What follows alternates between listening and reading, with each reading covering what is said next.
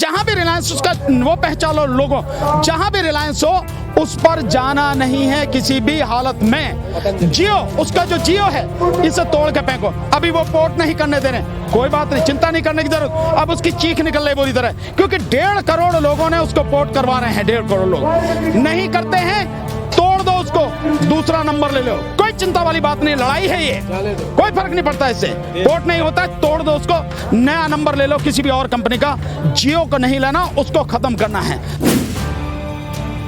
साथ में जो अडानी है, इसका फॉर्च्यून तेल, फॉर्च्यून आटा, फॉर्च्यून घी, बेसन, दाल, चावल जो भी है पूरी तरह से बहिष्कार करें इसका। फॉर्च्यून जहां भी देखें। इसके अलावा लाला रामदेव का जो पतंजलि है, रुचि सोया है, रुचि सोया, चाहे वो तेल हो, चावल हो, कुछ भी है, इन सब का पूरी तरह से बहिष्कार करें। इतना तो कर ही सकते हो ना। अपने लिए तो सामान लेने जाते हो, इनके यहाँ से मतलब किसी यहाँ के ले लो। इतनी ही मदद का अगर कर दोगे, हमारी बहुत बड़ी मदद हो जाएगी, इस आंदोलन का बहुत बड़ा सहयोग हो जाएगा। इस टेलीविजन में ताला लगा दो, जितने भी टीवी हैं कुछ नहीं आता। ये सिर्फ हमारे घरों में गंदगी फैला रहे हैं, सिर्फ हमें मिसलीड कर रहे हैं और उसी का प्रचार कर रहे हैं जो आदमी इस देश को तबाह करने पर लगा हुआ। नाम जानते हो? चौकीदार मोदी, उसी का। इसलिए ताला लगा दो, कम से कम 1 साल के लिए अपने घरों के टेलीविजन पर ताला लगा के बंद कर दो। ये बड़ा एहसान होगा, इतना तो कर ही सकते हो भाई। मानू प्रताप ਸਿੰਘ ਜੀ, ਆਪ ਦਾ ਸਵਾਗਤ ਹੈ ਜੀ। Thank you sir, thank you. ਆਪਾਂ ਸਭ ਤੋਂ ਪਹਿਲਾਂ ਜਾਣਨਾ ਚਾਹਾਂਗੇ ਕਿ ਤੁਸੀਂ ਇਸ ਅੰਦੋਲਨ ਵਿੱਚ ਪਹੁੰਚੇ ਹੋ ਤੇ ਦੇਖਿਆ ਜਾਏ ਤੇ ਜਿਹੜੇ ਵੀ ਬਾਰਡਰ ਤੇ ਸਾਰੇ ਸਟੇਟਾਂ ਦੇ ਜਿਹੜੇ ਬਾਰਡਰਾਂ ਦੇ ਉੱਤੇ ਕਿਸਾਨਾਂ ਦੇ ਉੱਤੇ ਤਸ਼ੱਦਦ ਹੋ ਰਿਹਾ। ਦੇਖਿਆ ਜਾਏ ਤੇ ਕਾਨੂੰਨ ਦੀ ਵਿਵਸਥਾ ਬਿਲਕੁਲ ਹੀ ਬੇਕਾਰ ਹੋ ਚੁੱਕੀ ਹੈ। ਇਸ ਹਿਸਾਬ ਨਾਲ ਜਿਹੜਾ ਬਿਨਾਂ ਗੱਲ ਤੋਂ ਲੋਕਾਂ ਨੂੰ ਜਿਹੜਾ ਸ਼ਾਂਤਮਈ ਕਿਸਾਨ ਇੱਕ ਅੰਦੋਲਨ ਕਰ ਰਹੇ ਨੇ ਉਹਨਾਂ ਤੇ ਤਸ਼ੱਦਦ ਕੀਤਾ ਜਾ ਰਿਹਾ ਹੈ। ਇਸ ਬਾਰੇ ਤੁਹਾਡੇ ਕੀ ਵਿਚਾਰ ਨੇ? देखिए, ये सरकारों की गुंडागर्दी है। जब सुप्रीम कोर्ट लगातार इस बात को कह रही है, ये एक बार नहीं बार बार कहा जा रहा है, हाई कोर्ट बार बार कह रही है, संविधान में अपने आप से ये प्रावधान है, ये संवैधानिक अधिकार है कि लोकतंत्र में अगर मुझे कोई दिक्कत हो रही है मैं अपनी आवाज उठाऊं, मैं आंदोलन करूं। सुप्रीम कोर्ट भी बार बार कह रही है। अभी जो मुकदमा इस खेती के कानून है उनसे पड़ा हुआ है, उसमें भी उन्होंने बहुत स्पष्ट रूप से कहा है, धरने को उठाना सा मना कर दिया उन्होंने, और उन्होंने कहा है कि शांतिपूर्वक धरने से करते रहिए, आपको अधिकार है। उसी दिन उत्तर प्रदेश की सरकार ये गुंडागर्दी कर रही है, 50 लाख के जो है वो भेज रही है, मुचल के भरवा रही है, अलग अलग बॉर्डर पर रोका जा रहा है। इसका मतलब ये है कि सरकार कोई भी हो, राज्य सरकार और केंद्र सरकार, जो सुप्रीम कोर्ट है, जो हाई कोर्ट है और जो संविधान है उसका अपमान कर रही है, उसका सम्मान नहीं कर रही है, और वो संविधान की शपथ लेते हैं। इससे बड़ा गुनाह क्या होगा कि आप संविधान की शपथ लेके देश की जनता के लिए काम करने की बात करते हैं और उसी देश की जनता को उसके अधिकार से वंचित करने के लिए आप काम कर रहे हैं। ये गुंडागर्दी नहीं तो और क्या है। इसलिए जो कुछ कर रहे हैं गलत कर रहे हैं। पर इसमें मैं एक कहना चाहूंगा, सुप्रीम कोर्ट को भी लगातार और हाई कोर्ट्स को भी लगातार सरकार के खिलाफ कार्रवाई करनी चाहिए। मैं केवल ये नहीं कह रहा कि उन्हें चेतावनी दें, चेतावनी नहीं, उनके खिलाफ आदेश पारित करने चाहिए। चीफ सेक्रेटरी को करें, चीफ मिनिस्टर को करें, जो भी हैं उनको कहें कि जब सुप्रीम कोर्ट कह रही है, ऑलरेडी संविधान में व्यवस्था है, तो आप लोगों के अधिकारों का हनन क्यों कर रहे हैं, क्यों न रोक रहे हैं, जो शांतिपूर्वक तरीके से कर रहे हैं। अगर सुप्रीम कोर्ट अपने ही फैसले का या अपनी ही बात का सम्मान नहीं करा सकती, उसे लागू नहीं करा सकती, तो फिर आदेशों का मतलब क्या है। जैसे कि आप सुप्रीम कोर्ट के आप एडवोकेट हैं, खुद आप कानून के बहुत जानकारी है आपको, इतनी हाई लेवल पे आप सभी लोगों से मिलते हैं हर तरह के। इस समय में आप कानून की व्यवस्था देखो, क्या इस राज्य में सबसे ज्यादा गुंडा राज चल रहा है? नहीं, निश्चित रूप से तो सबके सामने है। अब आप देखिए ना कि जिस तरह से सारी चीजें लगातार हो रही हैं और अदालतें भी लगभग एक तरह से माना जा रहा है, और जो पीछे के सारे फैसले हैं उससे ये सिद्ध भी हो रहा है, तो लोगों में संदेश जा रहा है कि क्या कोर्ट भी उनके कब्जे में है। फैसलों से तो यही नजर आ रहा है।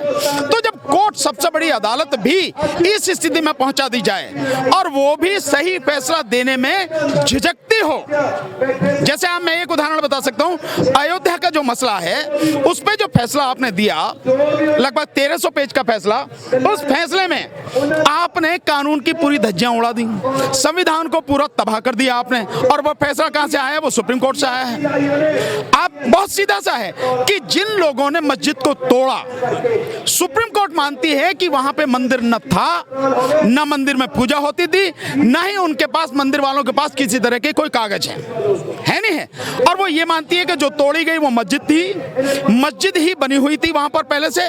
उस सब के बावजूद भी जिन लोगों ने मस्जिद तोड़ी उन्हीं को आपने वो जगह दे दी। इसका सीधा सा मतलब है, अगर आप ऐसे समझें कि 4 गुंडे आए, मेरा घर उन्होंने तोड़ दिया और आके जब मामला अदालत में पहुंचा तो अदालत कहती भाई मानते हैं भाई घर तो आप ही का था, पर यार इन गुंडों से पीछा छुड़ाना, तुम जाओ, तुम्हें कहीं और जगह दे देंगे, भैया इस जगह को इनको छोड़ दो। क्या ये न्याय है? और आप संविधान की उस अनुच्छेद का सहारा ले रहे हैं, उस व्यवस्था का सहारा ले रहे हैं, अनुच्छेद 142, जो पूर्ण न्याय की बात करता, कंप्लीट जस्टिस, दोनों शब्द लिखें, कंप्लीट जस्टिस, फैसला नहीं, जस्टिस, न्याय, और वो भी पूर्ण न्याय, कंप्लीट जस्टिस होना चाहिए। और आप कर क्या रहे हैं? ये सारी वो चीजें, जैसे राफेल के मामले में देखा आपने, जरा सी चुटकी में खत्म कर दिया, जबकि सबको मालूम है 30,000 करोड़ की जो है जिस तरह से लेन देन हुई है, रिश्वत हुई है, सबको मालूम है ये सारी चीजें। तो इन हालात में क्या माना जाए? यही माना जाएगा कि ये सरकार सबसे वर्स्ट है। और ये सरकार इसलिए भी सबसे खतरनाक है कि पिछले जब दोबारा ये बन के आई है, आप देखेंगे कि 30 मई 2019 को शपथ ली, उसके बाद जब शुरू हुई है तब से लेके अब तक पार्लियामेंट में जितने भी बिल आए हैं, एक भी बिल पार्लियामेंट की स्टैंडिंग कमेटी को नहीं भेजा गया। जबकि ये संसद की और लोकतंत्र की परंपरा है कि आपको जो भी बिल आता है पहले उसे आप स्टैंडिंग कमेटी को भेजेंगे, ताकि उस पर बहुत विशद रूप से चर्चा हो सके, ताकि उसमें जो कमियां हैं उनको दूर किया जा सके, ताकि एक जो बेस्ट ब्रेन हो सकता है उसकी एडवाइस लेके कानून बनाया जा सके, बढ़िया कानून। आपने एक भी बिल नहीं भेजा। ये लोकतंत्र की परंपरा को आपने तबाह कर दिया कि आपने 10 दिन में 23 कानून पास कर दिए। यही लोकतंत्र की परंपरा है कि आपने इस बार शासन में आते ही तुरंत आपने जो आरटीआई जो कानून है उसको खत्म कर दिया। यूएपीए कानून में आपने मनमर्जी के मुताबिक वो बदलाव करके इतनी पावर दे दी है एनआईए को, जिसको चाहे जहां से चाहे उठा के आप बंद कर सकते हैं बिना। कोरोना काल का भी फायदा उठा, कोरोना काल का बहुत जबरदस्त दुरुपयोग किया गया। कोरोना काल का दुरुपयोग, आप देखिए ये कानून लाने थे तो ये कानून देश की पूरी जनता से जुड़े हैं ना, देश के भविष्य से जुड़े हैं, इसकी प्रॉपर चर्चा होनी चाहिए थी। आपने ना तो स्टैंडिंग कमेटी को भेजा, ना आपने प्रॉपर चर्चा कराई, और आप अध्यादेश के माध्यम से जब आपने पूरे देश को बंदी बना रखा, लॉकडाउन में है, तब आप लेके आए हैं। और फिर आपने जिस तरह से संसद में पास कराया, विशेषकर राज्यसभा में, वो सारा सब कुछ पूरे देश ने देखा है। तो आपने क्या छोड़ा है? आप इस लेवल पे गुंडागर्दी आप कर रहे हैं। के लिए एक कानून बनाए गए हैं, उनको बुलाया नहीं गया, ना पूछा गया, ना उनके संगठन को, ना देश में कहीं चर्चा। और अभी जब ये सवाल पूछा गया, अच्छा ये बताओ आप कहां चर्चा कराई? सरकार कह रही ना मैं बहुत चर्चा कराई, तो ये पूछा गया कहां चर्चा कराई, तो कह रहे नहीं हमारे पास इसका रिकॉर्ड नहीं है। इसका मतलब साफ है कि कोई चर्चा नहीं हुई, और सबके सामने है। आपने कोई चर्चा नहीं करी है, किसी से पूछा नहीं है, किसान संगठनों से नहीं पूछा, कानून लाके आप कह रहे हैं कानून बढ़िया। मतलब मेरे लिए क्या बढ़िया है, मेरे से ज्यादा सरकार जाननी है। मुझसे नहीं पूछेंगे आपकी मुझे क्या दिक्कत है, मुझे क्या दुख है। ये सारी चीजें हैं। तो फायदे के कानून है बहुत ज्यादा। फायदे के कानून, तो अगर फायदे के कानून हैं तो प्रधानमंत्री जी को, उनकी कैबिनेट को कानून पर बात करनी चाहिए। कानून पर तो बात नहीं कर रहे, सिर्फ ये कह रहे हैं बहुत बढ़िया कानून है, इससे देश ये हो जाएगा। आप कानून बताइए ना कि कानून में क्या लिखा है। एग्रीमेंट वाला 11 पेज का कानून है, 25 धाराएं, बताइए ना हर धारा में क्या लिखा है, लोगों को बताइए आप।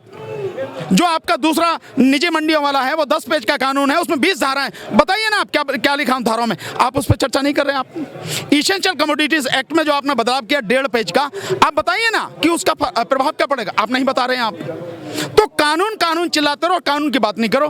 प्रधानमंत्री जी का हर महीने के आखिरी इतवार को जो मन की बात होती है उसका देश की 22 भाषाओं में अनुवाद होता है, ट्रांसलेशन होता है और फिर रिले होता है। क्या प्रधानमंत्री को नहीं चाहिए जो कानून देश की जनता से सीधा जुड़ा हुआ है, जिस कानून की वजह से पूरा देश आंदोलन पर उतरा हुआ है, उस कानून को 22 भाषाओं में अनुवाद करा के घर घर में पहुंचा दे। अगर बढ़िया है तो घर घर में पहुंचाए, हर व्यक्ति को पहुंचाए, तब पता लग जाएगी कि कानून कितना बढ़िया है कितना गलत है। लेकिन सरकार जानती है कि कानून गलत है और ये कानून इस देश को चंद उद्योगपतियों, अंबानी अडानी जैसे उद्योगपति की चौखट पर गुलाम रखने के लिए है। और प्रधानमंत्री गुलामी में इतना डूब गए हैं उन्हें कुछ नजर नहीं आ रहा। तो आपको गुलामी करनी हो तो करो, देश गुलामी नहीं करेगा।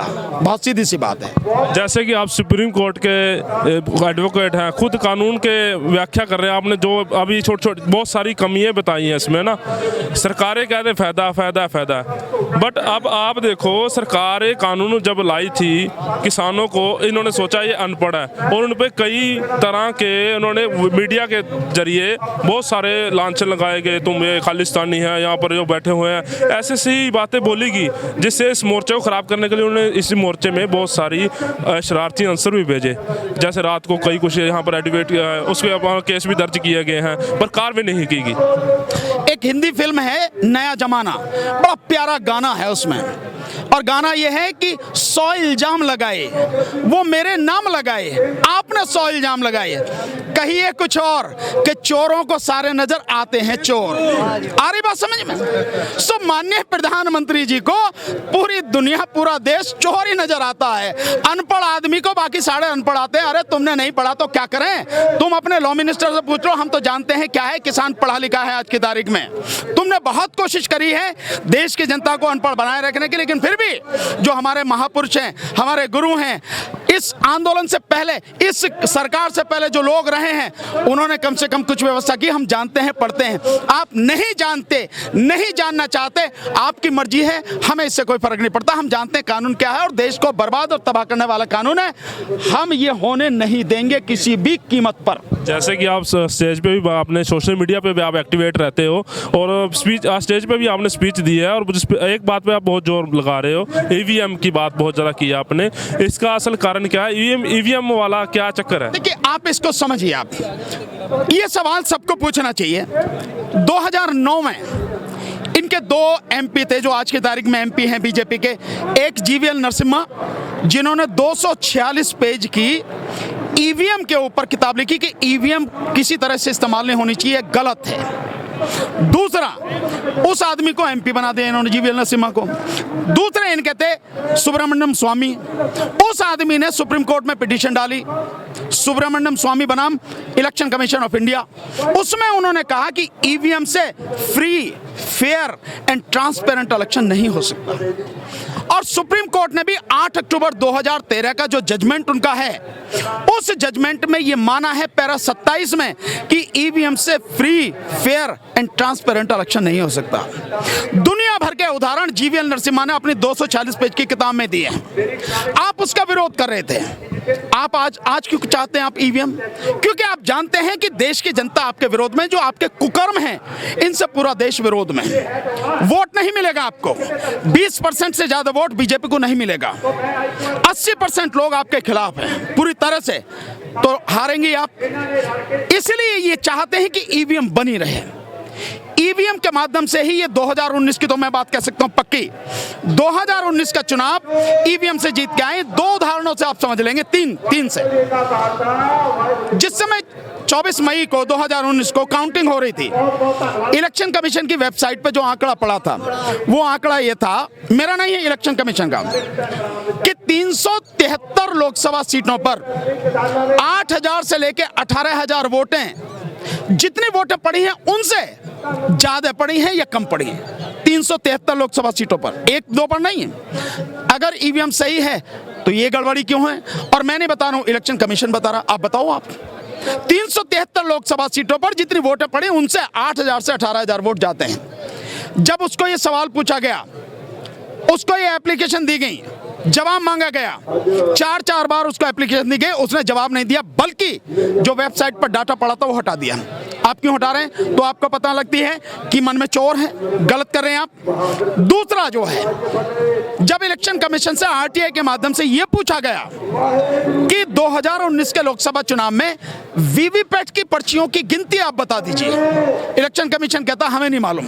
अब आप ये पूछिए, election commission of India Lok Sabha का चुनाव करा रहा है, उसकी जिम्मेदारी है, वीवीपैट की पर्चियों की गिनती हुई है, मालूम किसके होगा?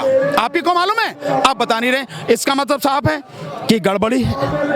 एक बात। दूसरी बात, बागपत लोकसभा क्षेत्र से एक कैंडिडेट है सुभाष कश्यप, वो कैंडिडेट लोकसभा के चुनाव में, मैं मान सकता हूं कि आदमी से अगर कोई नफरत करता है तो उसकी बीवी वोट ना दे, उसके बच्चे वोट ना दें, माँ बाप ना दें, घर के लोग ना दें, जो आदमी कैंडिडेट है वो तो देगा। बागपत लोकसभा क्षेत्र से सुभाष कश्यप की वोट जिस पोलिंग बूथ में है, जब उसकी गिनती हुई तो उसमें वोट उसकी 0 निकली। कैसे निकली?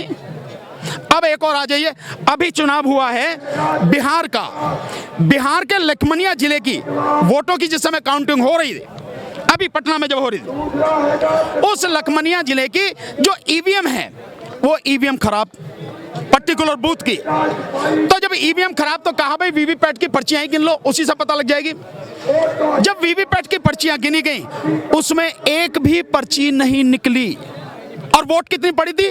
265। अब आप इसे बताइए कि यह सही है या गलत है? ईवीएम में बीजेपी की जान है। पहले जमाने की कहानी सुनते थे ना कि तोता होता, बाजीगर के पास तोता है, जादूगर के पास तोता, तोते की जान वो बाजीगर की जान इस तोते में है। तो बीजेपी की जान इस ईवीएम में है। ईवीएम खत्म, बीजेपी खत्म, बहुत सीधा सा है। और ईवीएम रहेगी तो बीजेपी खत्म नहीं हो सकती, और बीजेपी रहेगी इस देश में गंदगी लगातार बढ़ेगी, कम नहीं होगी। आप इसको मान लीजिए।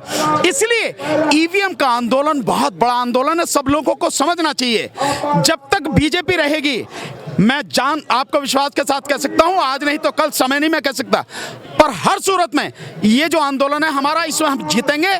सरकार को ये तीनों कानून वापस लेने पड़ेंगे। मैं एमएसपी की तो नहीं कह सकता कि कानून बनाएंगे नहीं, लेकिन तीनों कानून वापस जरूर लेने पड़ेंगे, ये पक्की बात है। कब लेगी नहीं कह सकता, पर उसके बावजूद भी बीजेपी बनी रहेगी, क्योंकि उसको वोटों के लिए लोगों की जरूरत नहीं है, उसके पास मशीन है, जितनी चाहे छाप लेगी। इसलिए ईवीएम को हटाकर बैलेट पेपर से चुनाव इस देश में होना निहायत जरूरी है। और अगर ये नहीं होता है तो आप बीजेपी को नहीं हटा सकते, और बीजेपी रहेगी तो ये इस तरह के कानून किसी ना किसी रूप में, किसी ना किसी तरीके से आते रहेंगे, तो हम सब की समस्या बनी रहेगी। असली जड़ है बीजेपी, इसलिए बीजेपी को हटाना, उसको खत्म करना निहायत जरूरी है। जैसे आपने स्पष्ट कर दिया हर बात को, आपने बहुत ही अच्छी तरह दर्शकों को बताया। और जाते जाते हमारे देश विदेश के जो दर्शक, जो इंटरनेशनल लेवल पे सभी देख रहे हैं आपको, उनको क्या संदेश देना चाहते हैं? इतना ही संदेश, जो भी साथी इस आंदोलन में जिस तरह की भी मदद कर सकता है करे, जैसी भी मदद कर सकता है, पैसे से कर सकता है, पैसे से, सामान दे सकता है उससे, आके यहाँ काम कर सकता है उससे, जिस तरह की भी सेवा दे सकता है उससे। और इसके अलावा एक काम, जिनको हो सके वो एक दिन हफ्ते में जरूर इस आंदोलन में दें, चाहे जहाँ जाएं, यहाँ आए सिंगो बॉर्डर पे, टिकरी बॉर्डर पर जाएं, चाहे आपके गाजीपुर बॉर्डर पे जाएं, चाहे राजस्थान बॉर्डर पे जाएं, कहीं भी जाएं, एक दिन हफ्ते में निकालने जरूर। नहीं निकाल सकते तो इतना काम करें, अंबानी और अडानी और लाला रामदेव, इनके जितने भी उत्पादन हैं इनका पूरी तरह से बहिष्कार करें। अंबानी का जो पेट्रोल है, रिलायंस पेट्रोल पंप, किसी भी हालत में अपना स्कूटर हो, गाड़ी हो, जीप हो, ट्रक हो, उस पर तेल भराने नहीं जाएं। बते रहे हैं, आप इंडियन ऑयल पे भरवाओ, भारत पेट्रोलियम पे भरवाओ, आईटीबी पे भरवाओ, बहुत हैं, आप उन पे भरवाइए। और किसी भी हालत में जो रिलायंस के हैं, जो 8,784 पूरे देश में उनके शोरूम्स वगैरह हैं, उनकी दुकानें हैं, सबका जो नाम से होंगी, रिलायंस फ्रेश, रिलायंस आपका डिजिटल, रिलायंस स्मार्ट, यानी जहां भी रिलायंस, उसका वो पहचानो लोगों, जहां भी रिलायंस हो उस पर जाना नहीं है किसी भी हालत में। जियो, उसका जो जियो है, इसे तोड़ के फेंको। अभी वो पोर्ट नहीं करने दे रहे, कोई बात नहीं, चिंता नहीं करने की जरूरत। अब उसकी चीख निकल रही बुरी तरह, क्योंकि 1.5 करोड़ लोगों ने उसको पोर्ट करवा रहे हैं। 1.5 करोड़ लोग नहीं करते हैं, तोड़ दो उसको, दूसरा नंबर ले लो, कोई चिंता वाली बात नहीं। लड़ाई है ये, कोई फर्क नहीं पड़ता इससे। पोर्ट नहीं होता है, तोड़ दो उसको, नया नंबर ले लो किसी भी और कंपनी का। जियो को नहीं लेना, उसको खत्म करना है। साथ में जो अडानी है, इसका फॉर्च्यून तेल, फॉर्च्यून आटा, फॉर्च्यून घी, बेसन, दाल, चावल, जो भी है पूरी तरह से बहिष्कार करें इसका, फॉर्च्यून जहां भी देखें। इसके अलावा लाला रामदेव का जो पतंजलि है, रुचि सोया है, रुचि सोया, चाहे वो तेल दाल हो, चावल हो, कुछ भी है, इन सब का पूरी तरह से बहिष्कार करें। इतना तो कर ही सकते हो ना। अपने लिए तो सामान लेने जाते हो, इनके यहाँ से मतलब किसी यहाँ के ले लो। इतनी ही मदद का अगर कर दोगे, हमारी बहुत बड़ी मदद हो जाएगी, इस आंदोलन का बहुत बड़ा सहयोग हो जाएगा। मैं बस यही कहूंगा आपसे। और एक चीज अगर कर सको, टेलीविजन बहुत देख लिया, 1 साल लॉकडाउन में रहे, कुछ नहीं बिगड़ गया। इस टेलीविजन में ताला लगा दो, जितने भी टीवी हैं कुछ नहीं आता। ये सिर्फ हमारे घरों में गंदगी फैला रहे हैं, सिर्फ हमें मिसलीड कर रहे हैं और उसी का प्रचार कर रहे हैं जो आदमी इस देश को तबाह करने पर लगा हुआ। नाम जानते हो? चौकीदार मोदी, उसी का। इसलिए ताला लगा दो, कम से कम 1 साल के लिए अपने घरों के टेलीविजन पर ताला लगा के बंद कर दो। ये बड़ा एहसान होगा। इतना तो कर ही सकते हो भाई, इतना करो बस। इतना ही मेरा आखिरी निवेदन। सत श्री अकाल। प्लीज़ साडे चैनल सांझा पंजाब नू लाइक ते सबसक्राइब करो यूट्यूब ते।